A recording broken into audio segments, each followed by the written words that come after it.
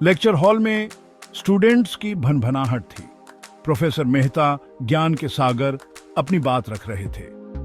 विषय प्यार, दिल का मामला या दिमाग का? अरिवद्रव, एक नौजवान जिसकी अराइवडकों में गंभीरता थी, ध्यान से सुन रहा था। कमरे के उस एबलर सिया, उसकी अराइवडकों में चमक और उत्सुकता अराइवद्रव के ध्यान को प्रतिबिंबित कर रही थी। उनकी नजरें मिली एक पल के लिए, मानो पहचान की एक चिंगारी उनके बीच से पास्ट। प्यार मेरे लवे छात्रों, भावना और बुद्धि दोनों से बुनी एक जटिल कब्रिंगिंग कृति है। अराइवद्रव के हैपनिंगों पर एक हल्की सी मुस्कान फैल गई। सिया सोच में खोई हुई अनजाने में उस मुस्कान को दोहरा गई। घंटी बजी, कब्रिंगिंग्स खत्म, हैपनिंग का सिग्नल। अराइवद्रव ने सिया की तरफ देखा। उनकी नजरें एक बार फिर मिली। एक साझा रुचि की खामोश स्वीकृति, प्यार के दर्शन से ही एक रिश्ते की बिगिनिंग।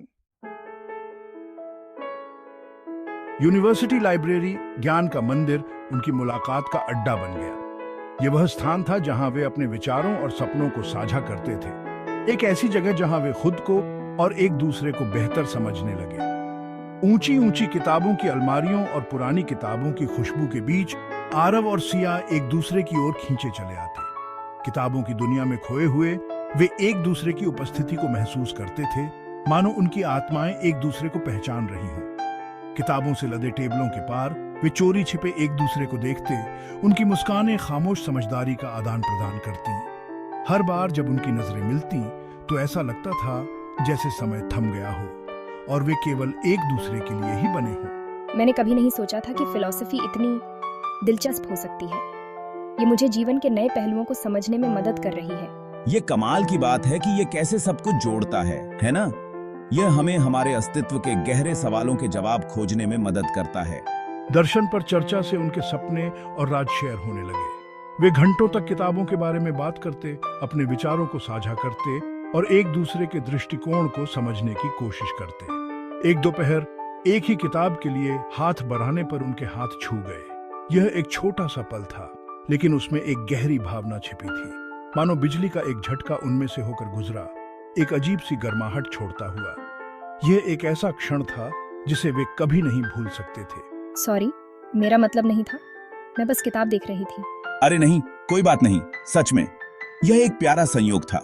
सिया शर्मा गई। उसका दिल तेजी से धड़कने लगा। वह इस नए अनुभव से अभिभूत थी और उसकी आंखों में एक नई चमक आ गई थी। आरव, जिसकी अपनी धड़कनें भी बढ़ गई थीं, खुद को उसकी आंखों की गहराई में खोया हुआ पाया। उसकी आंखों में एक ऐसी गहराई थी जो उसे अपनी ओर खींच रही थी। लाइब्रेरी, जो कभी शांत अध्ययन का स्थान हुआ करती थी, अब अनकहे भावों से धड़क रही थी। हर कोने में एक नई कहानी जन्म ले रही थी और हर किताब एक नया अध्याय खोल रही थी। ऐसा लग रहा था मानो प्यार उनके साझा किताबों के पन्नों के बीच खिल रहा हो। उनके बीच की यह नई भावना इस पवित्र स्थान में और भी गहरी हो रही थी और वे दोनों इसे पूरी तरह से महसूस कर रहे थे। उनकी नई नई खुशियों में भी कुछ परछाइयां थीं। सिया और आरव की जिंदगी में खुशियों के साथ साथ कुछ अनकही बातें भी थीं जो उनके रिश्ते में दरार डाल रही थीं। सिया के पीछे पीछे फुसफुसाहटें होती, आरव के पुराने रिश्तों की अफवाहें उसके कानों तक पहुंचती। ये अफवाहें सिया के मन में शक के बीज बो रही थी। शक जैसे कोई जहरीला पौधा उसके दिल में उगने लगा। सिया को लगने लगा कि आरव उससे कुछ छुपा रहा है। उसने आरव को एक दूसरी लड़की के साथ हंसते हुए देखा। ईर्ष्या की एक चुभन ने उसे अंदर तक कचोट दिया। उसे लगा कि आरव का ध्यान अब उस पर नहीं रहा। उनके बीच की वह सहजता सिया के असुरक्षित दिल को धोखा लग रही थी। सिया को लगने लगा कि आरव अब पहले जैसा नहीं रहा। ये हमेशा उसी के साथ क्यों रहता है? क्या आरव का दिल अब किसी और के लिए धड़कता है?